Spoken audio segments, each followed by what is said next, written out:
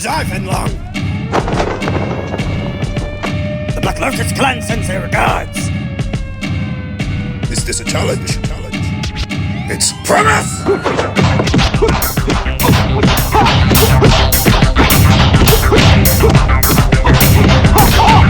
Your reputation precedes you. Ha ha! Perhaps, but you're still just a pussy.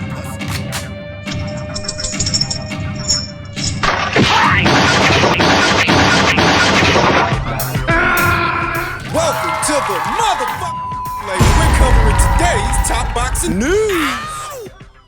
Okay, we'll start with this, another installment of what has fast become the most popular segment here on the channel. Not the Ring IQ hate mail, but the Ring IQ mailbag, which is a bit more friendly.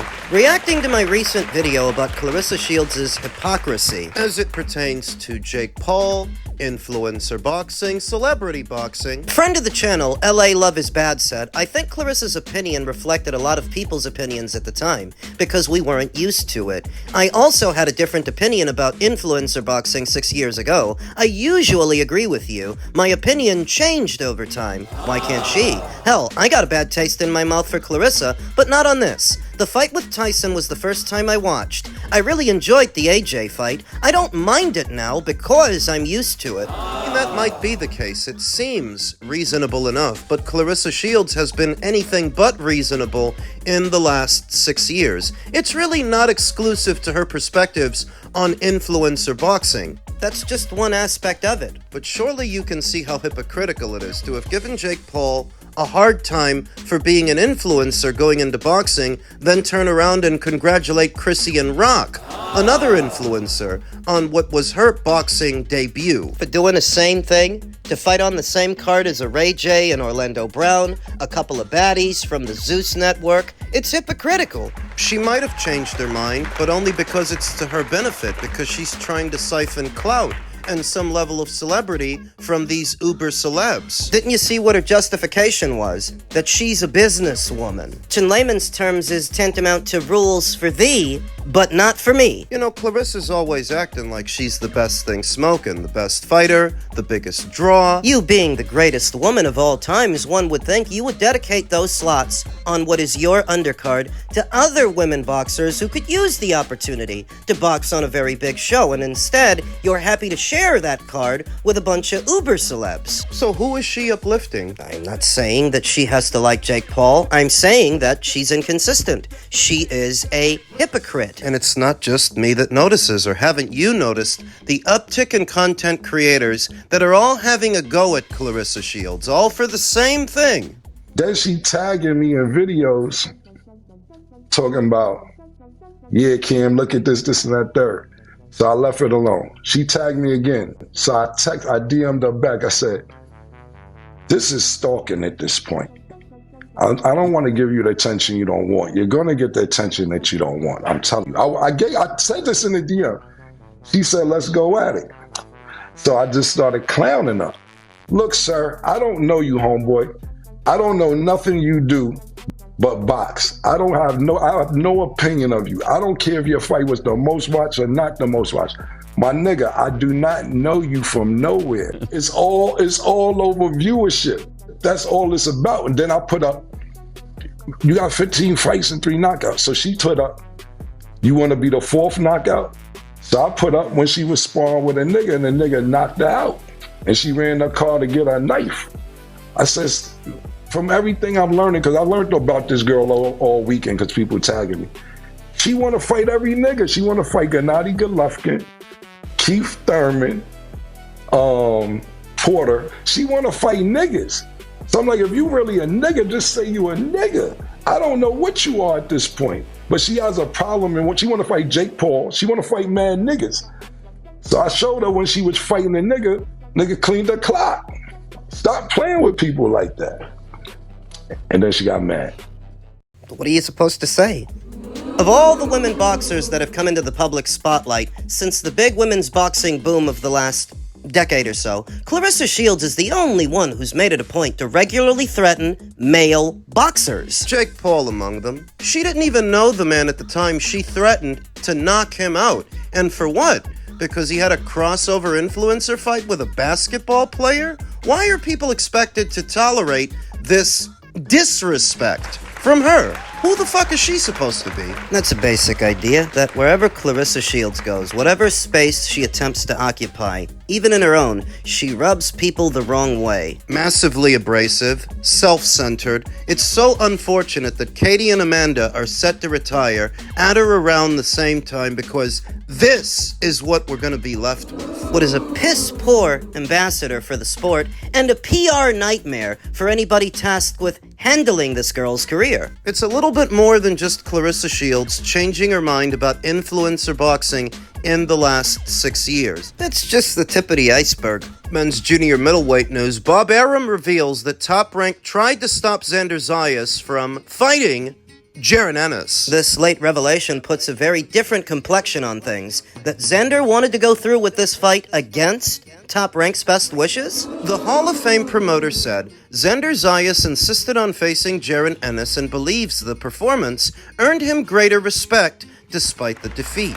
Bob Arum says Top Rank wanted Xander Zayas to wait before fighting Jaron Ennis, believing the unbeaten Puerto Rican was not ready for boxing's toughest assignment. Instead, Zayas pushed the fight for himself and emerged with greater credibility after pushing the unified champion. Initially, I thought that Top Rank allowing Xander Zayas to go through with this fight, they must like his chances, they must be confident in him. But revealing this now, that they didn't want him to do this, well, that changes everything. We would have preferred Xander to not take that fight because he was young and wasn't really ready. But he insisted that he wanted that fight. Zayas entered the bout as a significant underdog against the unified welterweight champion, but he exceeded expectations by giving Ennis one of the toughest moments of his career. Arum believes that effort may ultimately benefit the 23-year-old more than a safer fight would have. It may not turn out so bad, because as you said, people remember that round where he had Boots in a lot of trouble. The third round. Although Ennis recovered to win, Zayas' showing changed the perception of many fans who had questioned whether he belonged at the elite level. Arum suggested the performance could also strengthen Zayas' connection with Puerto Rican boxing supporters. He's a bilingual kid, Puerto Rican, and Puerto Rico always embraced good, really great fighters.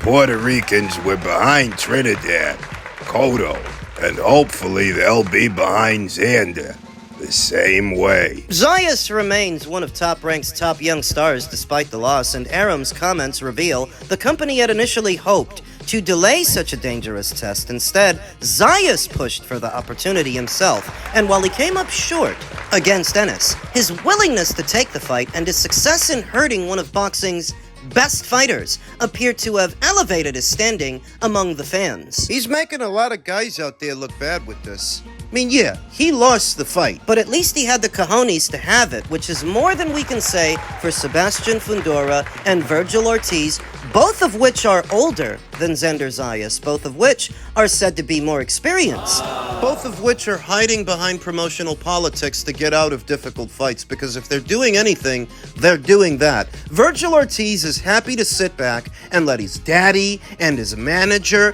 make all the decisions for him. He never shows the moxie of a Xander Zayas, as if he has no say-so in his own career, but a 23-year-old does? Top Rank is just as invested in Xander Zayas as Golden Boy is invested in Virgil. The difference is Xander's got balls. He's not a little boy hiding behind his mother's skirt like Virgil is, like Sebastian is. Regular subscriber here on this channel, Gallo Fino, keeps telling me that both Virgil and Sebastian would beat Xander Zayas. In a pig's eye, those two pussies can't even get up the nerve to fight. That they would both beat Jaron Ennis, yeah, maybe if they didn't spend so much time running from him. I don't know why people do it. Hype up these mediocre and scared fighters like Virgil, like Sebastian. It must be tribalism. Because those are two fighters of Mexican descent. I've no doubts Gallo is of Mexican descent, and that's what he's doing. But that doesn't change. The fighters you support are a couple of pussies. Back over to Xander, who's making them both look bad.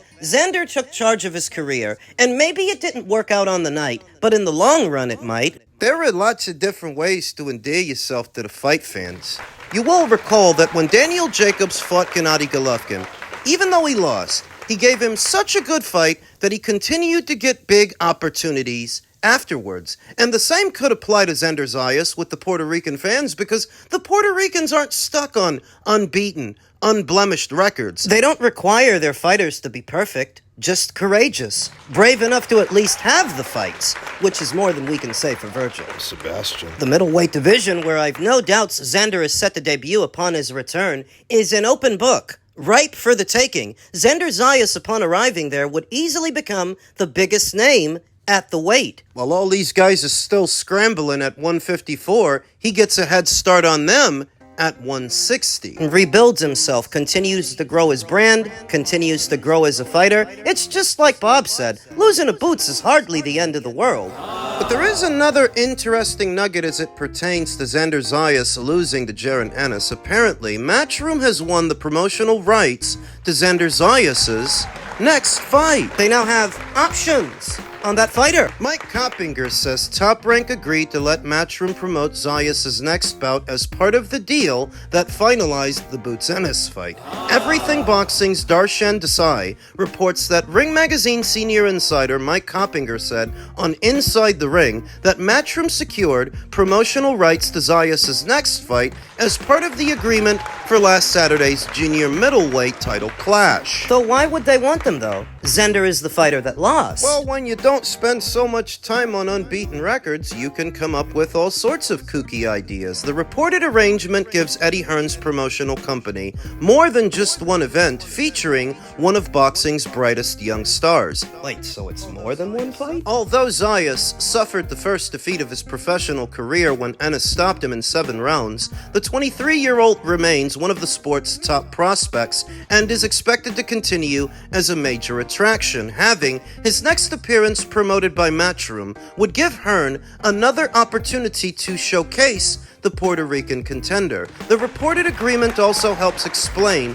how the Ennis versus Zayas fight came together. Rather than limiting the deal to a one-fight co-promotion, Top Rank reportedly agreed to let Matchroom handle Zayas' next appearance as well. What that fight will be remains unclear. Hearn recently revealed that Zayas has a contractual rematch clause against Ennis, although he also suggested the former unified champion could instead move up to middleweight rather than pursue an immediate second fight. If Zayas decides against exercising that rematch clause, his first fight after the loss to Ennis would reportedly still take place under the Matchroom banner, before returning to Top Rank. If the report proves accurate, Matchroom walked away from the Ennis vs. Zayas negotiations with more than a successful fight night, securing another opportunity to promote one of boxing's most promising young talents. You know, up until last weekend, Top Rank was kicking Matchroom's ass in these cross-promotional fights. 3 in a row. After Emmanuel Navarrete manhandled Sugar Nunez, Raymond Murataya outfought Andy Cruz, and more recently, Oshaki Foster's dominant win over Raymond Ford, Jaron Ennis scored a very big win, not just for himself, but for Matchroom as a company. But what is the virtue in promoting Xander's next 1 or 2 fights if he's the fighter that lost? And it's what I told you. The Puerto Rican fight fans, in a very general sense, are not stuck on unbeaten, unblemished records, and Xander Zayas still yields a lot of potential to become a big attraction, particularly on the East Coast. So you could do his fights at either the Barclays Center or the Infosys Theater and decorate his undercard with Matchroom fighters. Well, if that's the case and Xander Zayas still yields value, why would Top Rank have agreed to this? The virtue in Top Rank allowing Matchroom to take the reins, if only momentarily, in the career of Xander is it alleviates the burden on them. They don't have to kick out any money to do any show for this fighter. You let Matchroom do it, and you still get a cut, because he's still your fighter. Let him go over there to Matchroom and let them spend their money rehabilitating him. And before you know it, not only will he be back in the winner's bracket, but back on your side of things, so to speak. It was recently announced that Matchroom picked up Vito Milnicki, which sort of took me by surprise until I started connecting the dots. You remember Vito. Vito that used to fight on the PBC side of things, then briefly he was rumored to be going to Zuffa. He ended up signing to Samson Lukowicz instead, which doesn't seem to have lasted very long because now he's with Matchroom. Now that he's with Matchroom, Vito Milnicki is said to be making his Matchroom debut against Matchroom alum Ammo Williams in the middleweight division. The winner of that fight, whoever it turns out to be, would be the ideal opponent for Xander Zayas in his next fight, or the fight after that, as Matchroom attempts to rehabilitate that fighter, and I could see it all coming together on a New York show, whether it's at the Barclays Center or the Infosys Theater. This could turn out to be a productive arrangement for both promotional outfits and the fighter. Momentarily, Matchroom alleviates the burden on Top Rank to try to rehabilitate this guy, so then Top Rank can dedicate that money to putting on some other show involving some other fighter. Meanwhile, Matchroom, they can afford it. They can put on a successful series of shows in the tri-state area, all centered around the ring return of Xander Zayas, who's still a draw, and you know what else. This would also double as an opportunity for Matchroom to leave an impression on that young fighter, to show him how different things are when Matchroom is at the helm of the promotion, so that if down the line Xander Zayas becomes a promotional free agent, he might go to them. This is in the distant future, down the line, not right away. Think of it as a long-term strategy to make another high-profile acquisition for Matchroom. It all starts to come together. It all makes sense. Why Matchroom might be the ones promoting Xander Zayas' next fight, why Top Rank would have agreed to this, how Xander Zayas stands to benefit from it all, and who he might fight in either his next fight or the one after that. I think people choose to be negative with Xander Zayas. They want to focus on him quote-unquote quitting. To a lot of people he did. He gave in and he gave up. When he took that knee and looked across at his corner, I feel like people are choosing to be negative about things. Because no matter how the fight ended, at least Xander Zayas had the cojones to have it, which is more than we can say for Virgil, more than we can say for Sebastian, both of which are older than Xander Zayas, but they don't show the gumption that he's shown. Frankly, they don't show the potential that he's shown, the earning power that he could amass over time.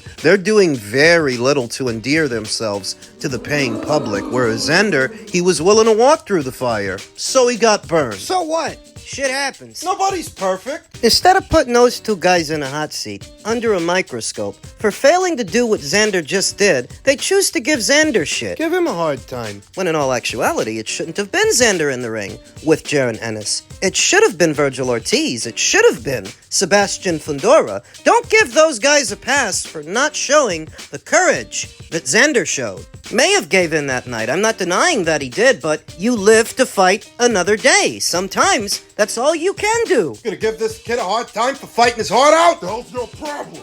Xander Zayas has made a fan out of me. I like the kid already. Now, I can't wait for his ring return, because he's shown more heart and more courage than a lot of his contemporaries. He's a throwback fighter is what he is, and that's what I felt like I was watching this past Saturday. A throwback fight. So don't count Xander Zayas out just yet because he suffered his first professional loss. It's far from over.